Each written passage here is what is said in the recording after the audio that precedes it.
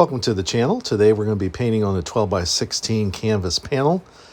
I had to do a voiceover. There was some other problems with the original video, so if you notice that my lips are not going to match the words, that's what's going on today. The colors we're using are very simple. Primary yellow, madder lake, ultramarine blue, burnt umber, and titanium white. These are all Cobra water mixable oils. I'm explaining what the canvas size is right now. We're doing a scene.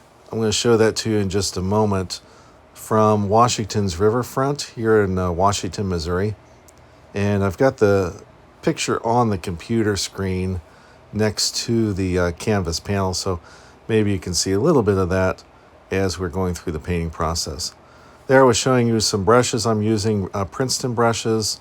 These are the Aspen line, and then I've also got a couple of wash brushes that are also made by Princeton. The sizes that I'm using today of the Princeton are 6, 4, 2, a round that's a number 2, and a liner that's a number 2. I'm also using a squeegee. And there's the reference photo that I'm using. I like it because the center of interest is going to be in those trees. We also got a water feature, clouds, and then some grass, but it's a fairly simple scene for beginners. By the way, this is a good part of the video to let you know that if you like the content, please hit the subscribe button and give us a thumbs up. I would greatly appreciate it. I'm just moving some things around on my desk to put that computer screen up so that way you can hopefully see the reference photo a little bit better. Folks noted in the last video that they really like seeing the reference photo. And now I'm trying to, I'm going to be working on the power setting so that way the screen doesn't go off. I've got a little Chromebook that this is on, so it's going to take me a couple of minutes. And so I thought that I would use this opportunity to simply remind you of some of the things that we're using today with the equipment. So this is actually a Blick desktop easel, and I would not recommend it. I only painted one painting on it today for this video demonstration, and it's just not sturdy enough for anything very large. This is, like I said, this will be the largest that you could probably paint on it, and it's a 12 by 16, and I had all kinds of problems. I basically had to hold the painting in place most of the time. While I applied any pressure at all, it would move on me. And that's even after placing this on a kind of a rubberized towel to try to get a little bit more traction to keep it from slipping on the desk, and that did not work. I had a small desktop one. I'll have to see about buying a new one. Michael's has one that works much better. So just for your information, so if you're in the purchasing mood for a desktop easel that you could just sit on the desk for some quick studies and such, I would not recommend the Blick easel that you see here. It was very cheap, and you get what you pay for sometimes. So this one is probably going to be up at the Goodwill store very soon. So once again, we're going to be using water mixable oils in this painting demonstration. So others have said that they appreciate that. This is a small studio, and so I find that I'm more sensitive to mineral spirits than I used to be. And so I wanted to reduce that exposure. And this has really helped out immensely because there are obviously no fumes coming off of the paints from the tubes themselves. And the only medium I'm now using is basically water, especially in this demonstration, just to get the paint flowing just a little bit. The only medium I use now, and I didn't use it for this demonstration, is a product that's by Cobra. It's a quick dry medium. It does not have much of a smell. It's not like liquid or anything like that. It's very enjoyable to actually use, and so I would recommend it if you wanted to speed up the dry time. So finally, I got that computer issue done. So now you see that the uh, reference photo is at least close by, so that once in a while you can kind of see what I'm attempting to do. Here, I'm just putting some water on the palette. Just using a very simple, inexpensive setup today. So along with this crappy Blick desktop easel that I got, I've got an equally bad palette that I purchased at some other art store. But it doesn't. It actually does the job, so I should give it a little bit more credit. But anyhow, I'm putting some water down, and I'm mixing up kind of a soupy burnt umber, and putting that and applying it now with a squeegee. This is a little 6-inch Ituro squeegee, and it can make some interesting lines. And so I'm basically playing around with this. Perhaps you've seen some other artists use different tools to do some mark making. It's always good to experiment and see if you find some new things that might work well. Putting in the horizon line, using this.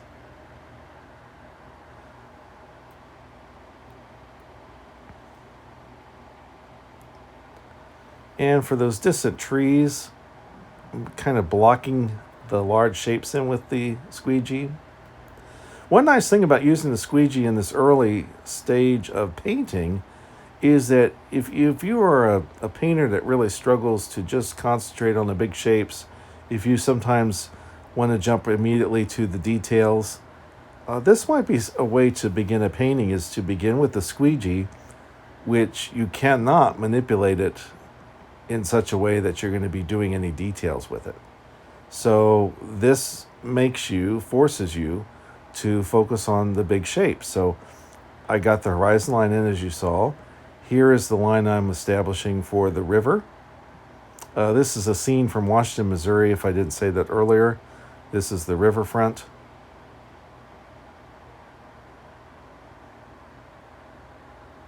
And so then now I've got the land that's in the foreground, and I'm using the squeegee again to create some shapes for that foreground area as I make the bank. And I just, it's a very soupy mix of water and burnt umber, like I mentioned. And then I'm going to pull some more of that onto the canvas. I got to get some more water. One of the differences I would mention, those of you that are traditional oil painters and wondering if water mixable oils might be right for you, I would suggest that you pick up a tube and try it. But I find that they're a little stickier, if that makes sense, in terms of being a little stickier on your brush. They certainly dry a little quicker on your brush, so that's something that you need to be aware of. They, for me at least, I find that they act a little bit more like acrylics in terms of how they adhere to your brush. So you got to be careful to make sure that you really clean them out well after a painting session. Otherwise, I think you might ruin your brush. Whereas with oils, sometimes you can kind of get away with keeping some oil on your brushes for a longer period of time without having to clean them. But that's not the case with these water mixable oils. The other is that I have to use a lot more paint out of these tubes. Maybe that's why, if you notice the prices, they're usually a little bit cheaper than the oil tubes, but I think that I'm going to go through them quicker because it seems like it takes more paint to mix the colors together. That's my experience than perhaps traditional oils. And like I mentioned, they have a kind of a stickier feel to the substance than regular oil, which takes a little bit getting used to. I wouldn't say the experience is horrible, and I still would suggest that these are really fantastic to use. But if you're wondering about that, that would be my advice. And one of the things that I really like about it is different effects you can get by using the water in combination with these oils. And you could not achieve the same effects with, say, a traditional oil and then your mineral spirits. For one, mineral spirits is not going to dry quick enough for you. Second, to get these kind of effects, you've got to use quite a bit of mineral oil, and I don't think you want to expose yourself to additional fumes, especially if you were painting in a studio environment and trying to get a similar effect. This gives us a almost like a watercolor effect at times, or even an acrylic type effect, which can be very helpful, especially in the underpainting. And you can see I'm keeping it very, very thin at this point in the painting process.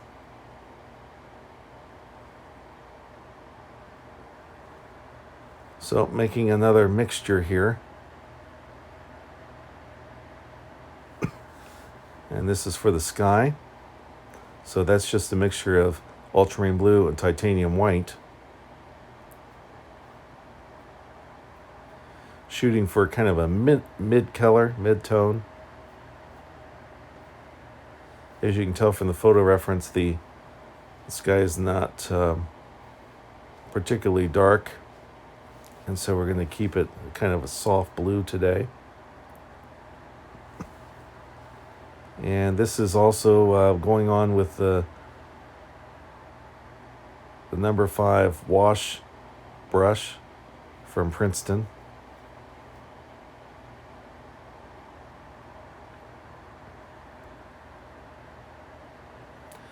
Another neat thing I enjoy doing with this type of water mixable oil is using a small little plastic sprayer. You may have seen me do that on the burnt umber for the foreground. I'm going to quickly, as I put this blue on, I'm going to see if we can get some interesting effects by spraying some water onto this paint that I'm putting up into the sky.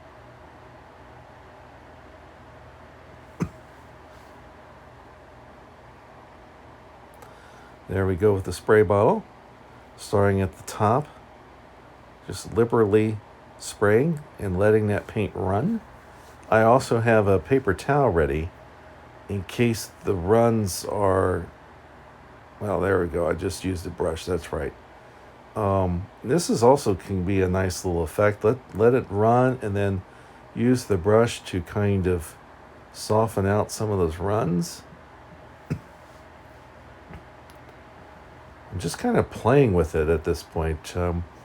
Some of this is certainly not going to be part of the end painting, but it sure is neat to experiment and see if there's certain little lines, certain colors that come out that would be impossible to do if all I was doing was applying the paint myself directly with the paintbrush. So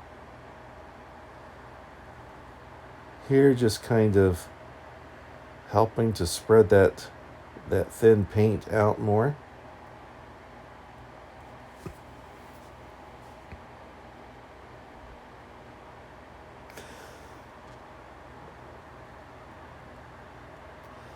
Waiting for a new outdoor easel to come soon. You may have seen a couple other videos in which I've got different setups, and I have finally figured it out.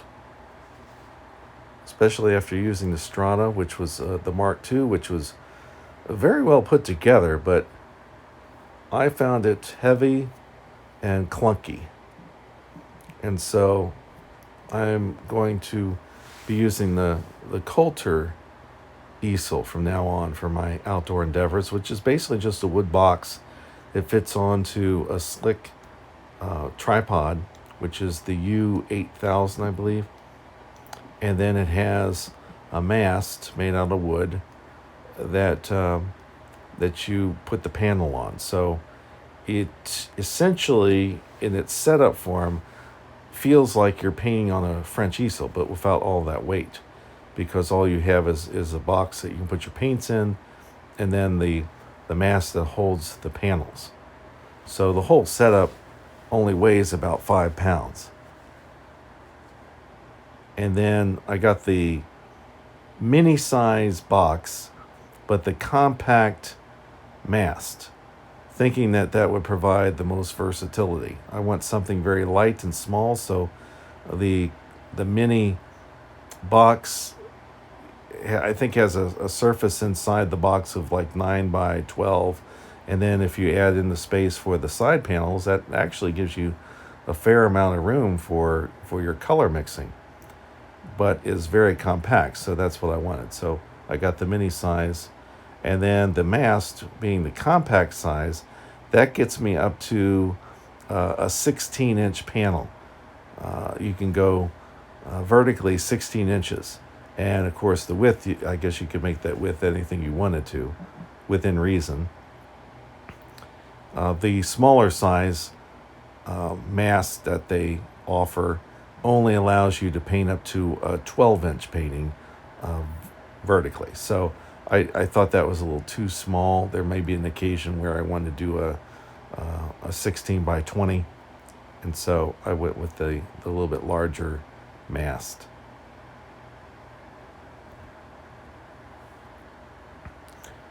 Here you can see I'm adding some color, some green, which is just a mixture of ultramarine blue, the yellow primary, and a little bit of titanium white.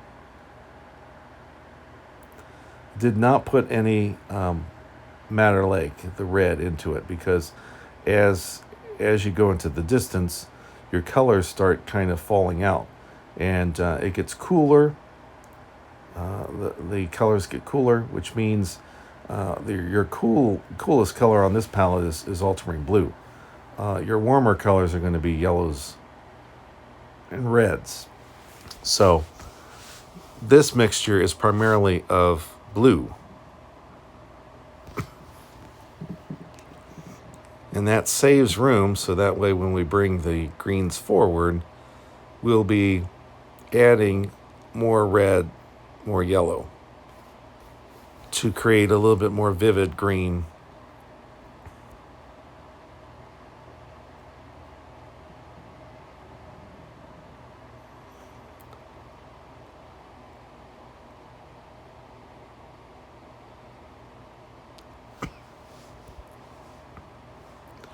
Now I'm showing you that I'm mixing another green with that primary yellow. That is a color that I'm still not sure that I want to use that particular yellow in the Cobra line. I noticed today in this demo painting that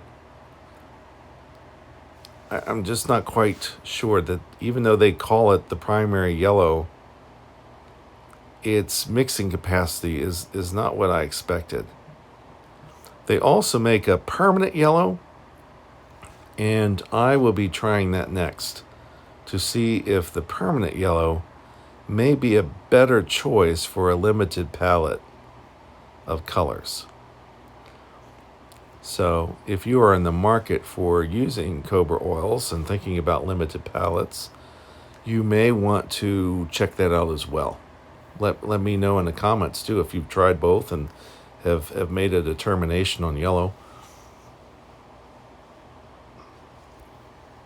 I don't find anything dramatically different about using their ultramarine blue or their Madder Lake is just wonderful in terms of a substitute for alizarin crimson, and then the burnt umber as well. I don't see a big difference between various brands, but the yellow primary, and of course you can look up the pigment information about what kind of a pigment it is. And it is, off the top of my head, I'm not remembering what. It's not a Hansa yellow. It's a different it's a different type of yellow that I'm unfamiliar with in other lines. I'm not sure that it's used in other lines of paint, so that could be one of the issues. Here, just a little bit more yellow in the mixture of green, and laying down a kind of a middle value for the foreground area.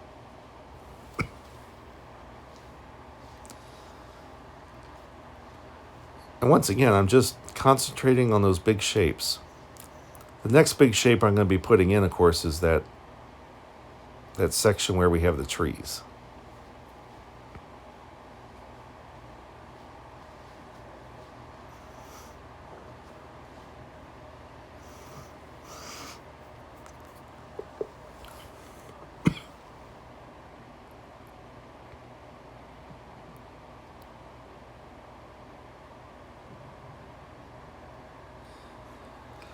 The other thing to be aware of when using water mixable oils is that it may change the surface that you wish to paint on. Some surfaces, for example, Raymar panels, the cotton variety, the cheapest ones that they offer, are very absorbent. And those might be excellent to use with water mixable oils because of that very reason, that it tends to absorb watery mixtures better. So that way the initial layers of color won't be running all over the panel. So really fine layers or like linen may not be the best canvases or panels to use with the water mixables, is what I'm thinking. I have not tried this with linen. And I'm sure it can be done, but if you're really looking to try to paint thin with a little bit more water in your mixtures, then I suspect that linen would not be the best choice. I also think that this paint might have problems on very slick panel surfaces. I'm thinking Amsterdam panels, or I'm not saying that right, I don't believe. Ampersand, I think that's the company. Their panels are slick anyway, and so I would hesitate, or at least buy one panel. Don't buy a bunch of them, and test it first. But I would recommend a little bit more absorbent panel to use with these paints.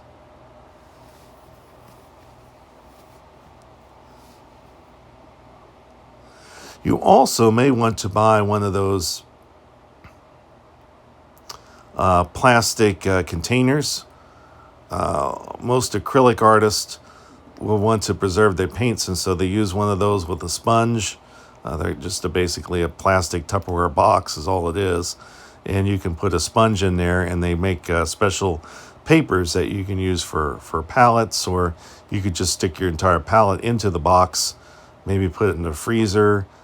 I wouldn't put that in the freezer with any other food items or anything, but maybe a spare freezer if you got in your garage or something like that, where you could put it and preserve your paints for your painting process. That might work very well with these water mixable oils. Even though they're just like oils, I still think that, especially if you're going to be mixing with water, that just makes sense to me that you might want to use something like that. They do have a quicker dry time, by the way, than traditional oils. Here, you notice I've mixed up a very dark green. And so notice I'm not really trying to paint every branch or anything like that. All I'm doing is trying to look at the shape of the tree and put down kind of shadow, the shadow image or silhouette, if you will, of the tree. And what I'm going to do intentionally is that this is almost too dark.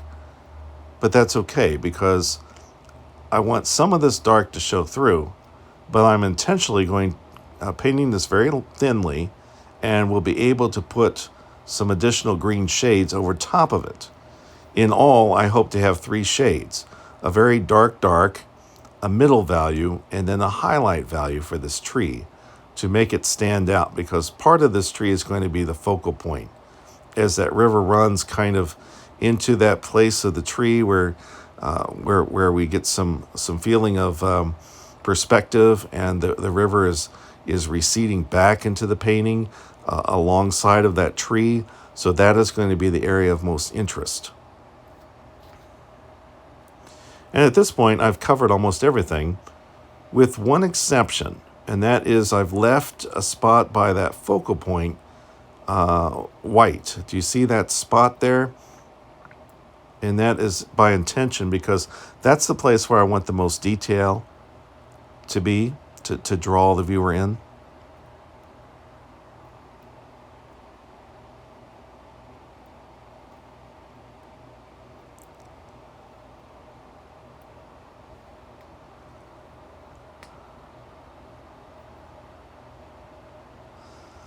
At this point, I'm just cleaning off the palette, adding more paint, because this very thin layer is completed now. All the big shapes are there. I think you can tell from the part of the computer screen that you're looking at that it's, I think, a fair rendering of what the scene looked like. And now I'm going to intentionally go over this very thin wash of colors and big shapes with greater amount of paint when I put basically the highlights on.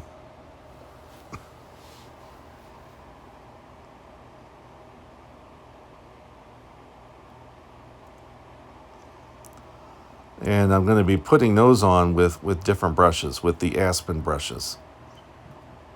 These are wonderful brushes, by the way. I have used Rosemary Co.'s brush line, their ivories and their evergreens. Those are excellent brushes, but sometimes it's nice to be able to get a hold of brushes quickly. And of course, those are being shipped from England.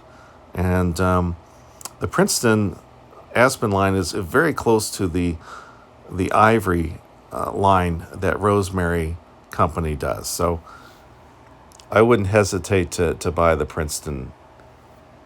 And they last just about as long. Now, if you really want, and you've used Rosemary brushes before or haven't, those are excellent. They're probably the best brushes you could buy. And for this kind of paint, you want a synthetic brush, so I would highly recommend their ivory line and their evergreen line. And then my third choice then would be the Princeton Aspen brushes. But I would say this, if you're just starting out with this water mixable oils, you would do well to buy some of the cheaper Princeton line. And if you buy the cheaper Princeton line and they get ruined, then it's not a big cost lost. Yes, this is a voiceover, so now I'm talking about something and I have no idea what I'm talking about. It's kind of like a bad foreign movie with the subtitles right now. But here I am applying the kind of middle green to areas. I don't want to cover up all of the really dark paint that I've already put here. And notice that I'm just laying that down, like I'm thinking about strips of color just being laid down one after another. And I'm trying to vary the strokes so that it provides some variety and interest in this tree.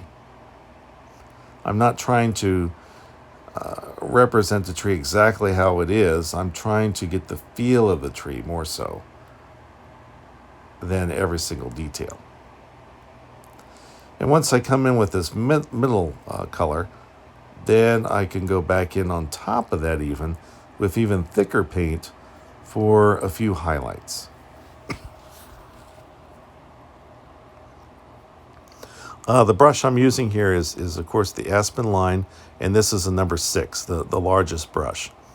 And I always recommend that you start with your largest brush and then move down to your smallest brush for just the details. In many regards, you want to use a brush that's so big that it almost seems like it's too big for the size of the painting.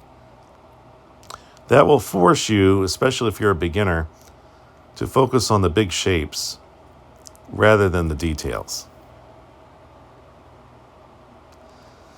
If you use the smallest brush you've got, it's going to take you forever just to cover the canvas. And then immediately you're thinking about getting all the details in, which is not what you want to do. At least in my estimation, that's not what you want to do.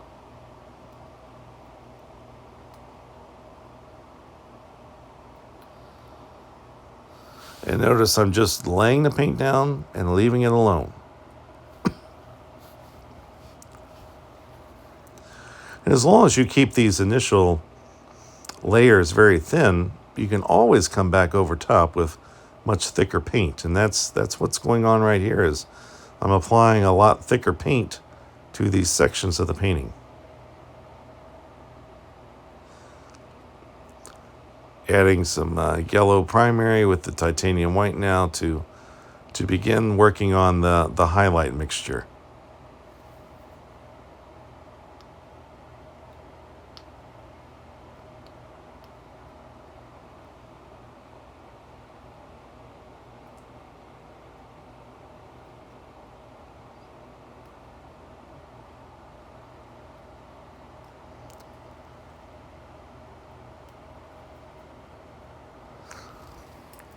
Always best to be patient. Make sure that the color makes sense on your palette before you apply it to your painting.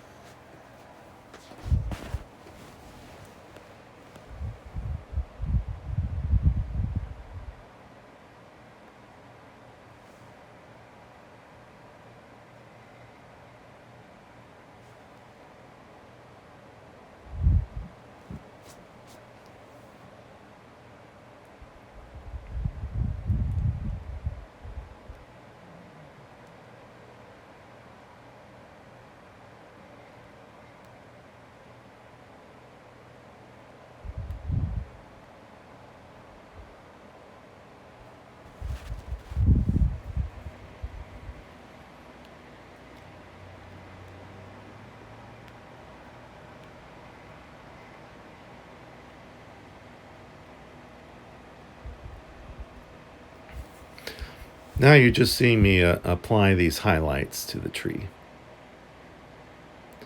And now I'm taking a similar color now and working on some of the shoreline foliage.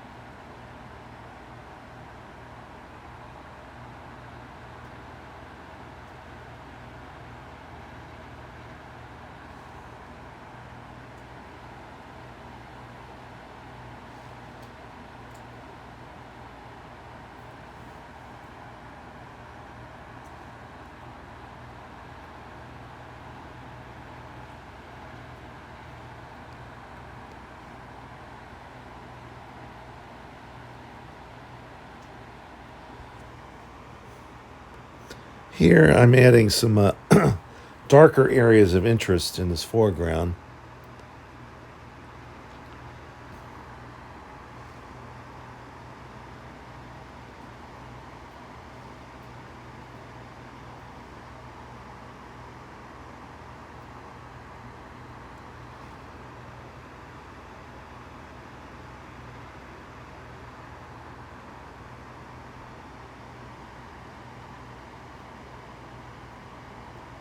And in order to create the illusion of this foliage, notice that I'm just making small little vertical marks, and I'm using one of the larger brushes. This is one of the reasons why oil painters use long brushes, is to get a little bit more movement with the paint and a little bit more variety because of that. And here I'm just making some darker marks on top of those lighter marks I did earlier to give some varied interest here in the foreground. And also to set this apart from the tree line in the distance. These colors are going to be more vibrant, more variety than what you see in the distance.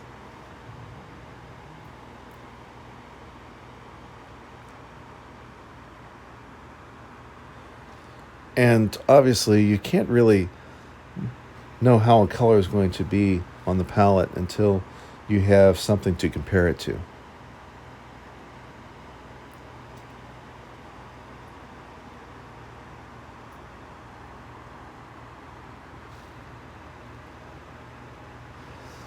And here again I have to hold the panel because this particular desktop easel is just garbage. I'm sorry. Now maybe if you were painting a 6x6 little dinky painting, it might be okay, but even for that, I don't think it's even worth the money.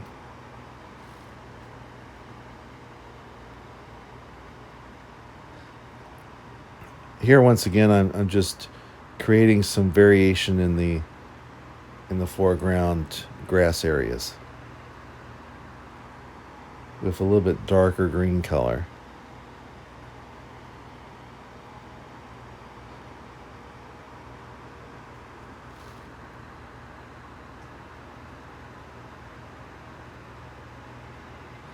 Now what I'm going to be doing is adding some earth color with burnt umber and a mixture of the madder lake.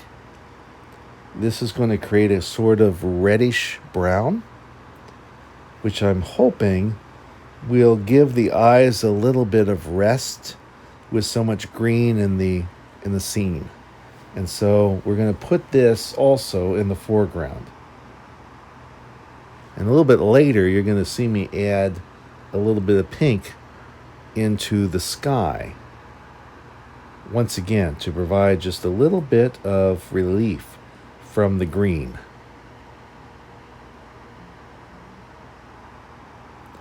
When you see green, red creates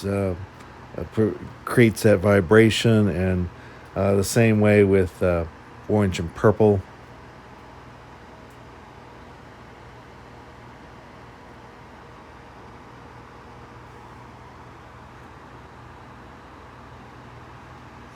They're the opposites on the color wheel, and so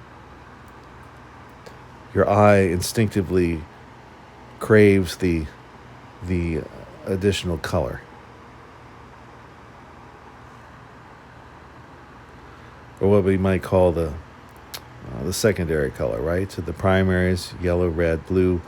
The secondary colors, you got your orange, your purple, your green. In a way, all paintings are kind of a product of creating those secondary colors from the primaries and doing so effectively. Here I'm just telling you or looking at, I believe, the skyline. And so I'm cleaning off my brush. I don't want any dirty color in the sky, so I need to make sure that it's as clean as I can get it. Well, we're at the 40-minute mark. This video goes another 10 minutes or so. This is a good place to remind you, if you enjoy the content of my painting videos, if you could give me a thumbs up and subscribe to the channel. Feel free to share it with other artists that you know that might be interested in it, especially those that are maybe just beginning or intermediate painters or hobbyists. Sometimes I find that it's easier to learn from someone in your own skill set and your own range than than perhaps some of the top painters in the world, because the top painters in the world already know how to do certain things and they forget to explain them. Whereas somebody with a little bit less experience, if you will, or time painting, or not as well known, can sometimes remember what it's like to be a struggling hobbyist and point out some of the basic details that sometimes you don't even hear the professional artist remember to tell you in their instructional videos. So this mixture is a mixture of titanium white and just a little bit of the primary yellow. You don't want to use titanium white straight out of the tube for your clouds, otherwise it creates a very cold looking painting. Now, I guess there might be times in which you want a very cold looking painting, but you would be surprised that even when you're painting winter scenes, it doesn't always look right. In fact, in most winter scenes, your snow is going to take on different types of color. And so even in snowy scenes, you don't have a lot of cause or reason to use straight titanium white out of the tubes. So here, with just a few of these marks, I'm creating the illusion of clouds in the sky. And I want to, I'm doing this specifically to draw attention towards this tree. So notice how I'm doing that by including these clouds, whether they were like that on that day or not. I'm pointing towards the tree with them. And now as I grab more paint, and you need to don't be afraid to use a lot of paint here. And then I'm just kind of rolling the brush. You see how I'm just turning the end of the brush to release the paint, and that also can provide strokes that look more natural than planned, and that's what you want.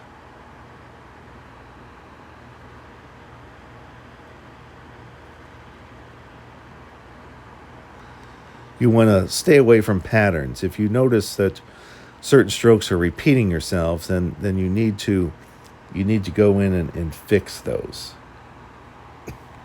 Sometimes holding a mirror up to your painting can be helpful in that regard. And then by looking at the image reflected in the painting, in the mirror rather, you can see if there's mistakes that you perhaps have made in terms of patterns. Here I'm noticing that near the horizon line it's much lighter, and so I'm taking titanium white with just a little bit of the yellow primary and painting over top of that initial blue wash that I had done. And see how that's making that ridge of trees back there pop out just a little bit more? And giving it also a sense of distance at the same time. So I think that works very well. And that's what we mean when we talk about values and composition helping a painting. Making sure the values help us see perspective by sitting some land masses back further from the viewer, and other colors setting it much closer to the viewer.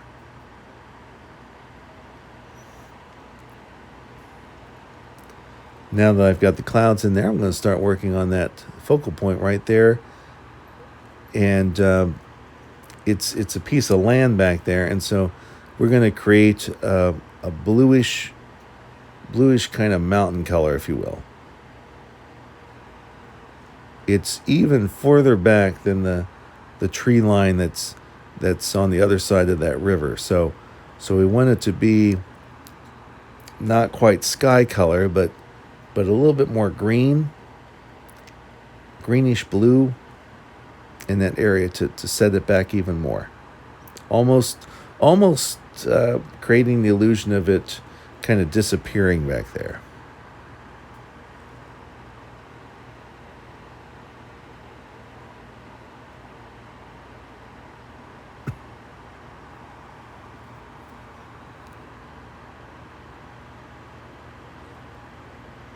Adding a little bit of the yellow to create, like I said, a greenish blue.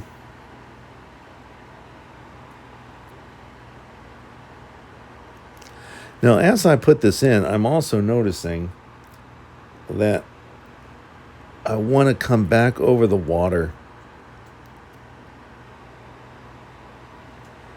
The water is just not quite the color that I wanted. And so I'm going to mix just a slight variation of what I'm putting back there in those hills to create the watercolor today.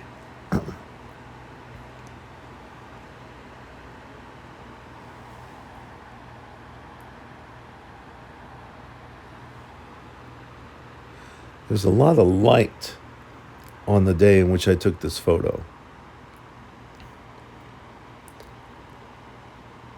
So the water is only barely darker than the sky.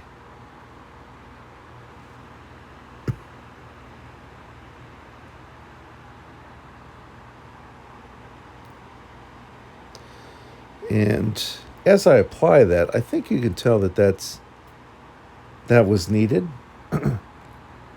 If nothing else, the wash was too thin and it needed more paint to make this work.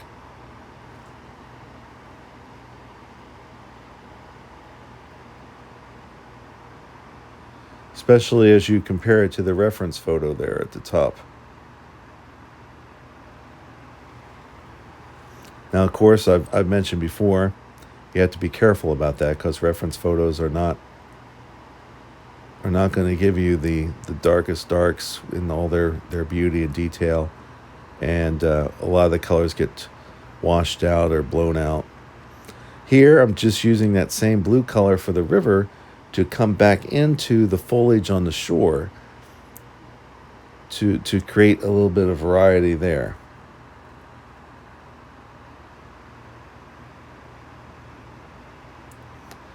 And pretty soon we're getting closer and closer to the end of this painting.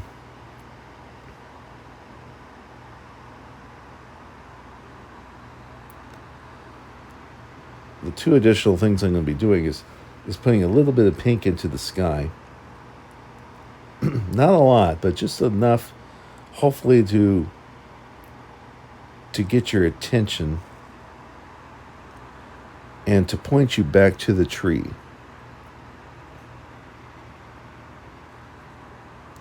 And then I'll be signing the painting.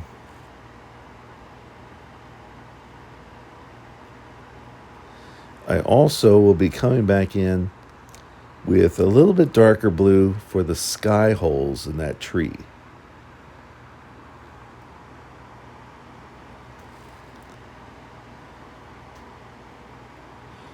Once again, as you look at the reference photo, there's a lot of light coming through the trees, so we want to make sure that we get that. And we'll need a couple of details just using the liner brush to suggest a couple of limbs with a little bit darker tones so that you get a real sense that there really is a tree there.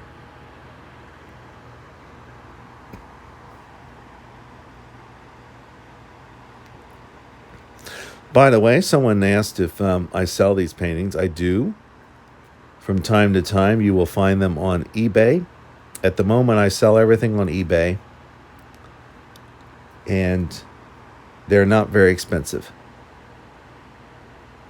So, if you would like to own an original and then be able to kind of watch the video and look at the painting that I produced, you might be able to learn something from that process too. So, welcome to check it out. You just look for my name, David Wesley Poe is my full name, on eBay, and you should come across my auctions and my sales. From time to time, I do sell some what I call study works at very affordable prices compared to studio works or other types of paintings. So there you see me just turning the brush and trying not to make any patterns.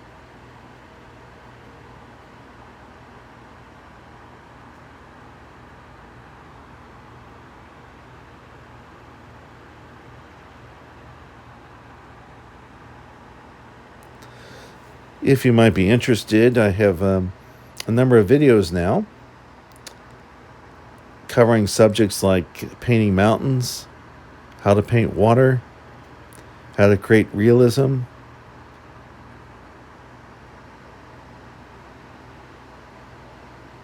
that you might also be interested in.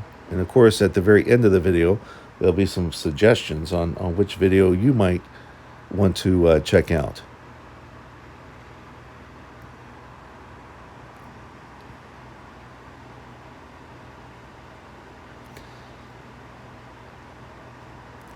Now at this portion, I think is I'm going to put in a couple of those pink highlights I talked about. I'm also going to put a few highlights into the foliage. Okay, that's what I'm starting to do right now. So I've mixed up a mixture of burnt umber and ultramarine blue. And I'm creating some of the foliage that I see in that reference photo where there's some additional darker darks. And just kind of using the liner to hopefully get some unique marks at the various places where I see little differentials, the shadowy part of the foliage. And I'm intentionally drawing it closer to the tree as well, so that it gives the illusion that all the darks are kind of matching up or connecting in some way. Let's notice, if I use this color in the background, it wouldn't make any sense. Here, I'm putting in a few of those trunks that I told you about in tree limbs, using that same mixture of burnt umber and ultramarine blue.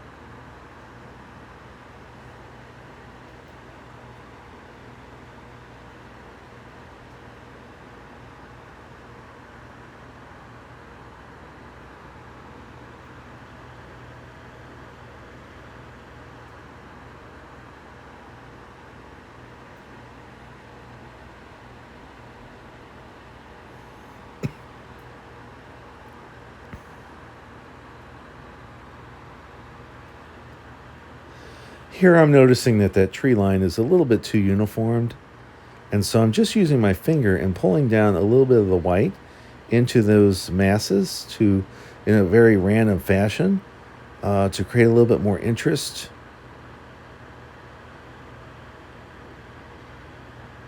Sometimes your finger can be the best instrument for this.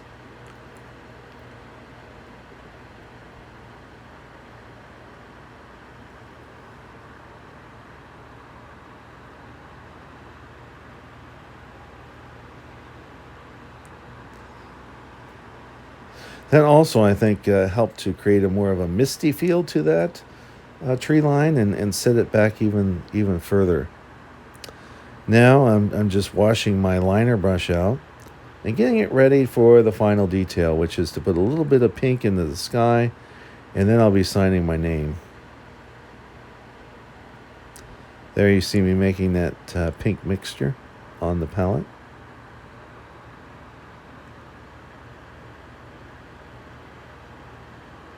And so I'm just putting the color in, and then I'll go back in and soften it in just a second. So if it looks a little too dark for you at this point, that very well could be the case. Because, like I mentioned, I'm going to soften this into it. Blend it into the titanium white mixture that's already on the panel. Not a lot, as you can tell there, just enough to draw your eye towards the tree, so that we create kind of an O pattern, inviting the viewer in, and we want to keep them in the picture plane. So there we go, showing you the O of what I imagine the viewer might come in and spend some time looking at. Here I'm just taking that liner brush that's been cleaned out now and kind of blending it into the scene around it.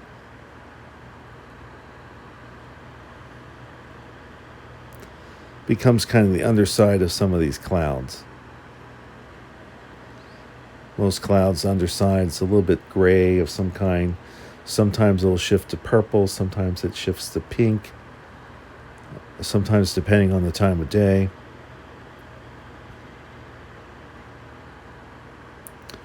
Tending to see more pinks in the morning, more purples in the evening. Now cleaning that brush off and using the back end of one to scratch in my name.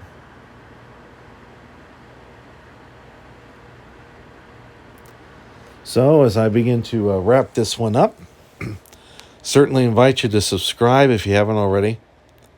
That way you'll be notified as soon as I release another painting video demonstration.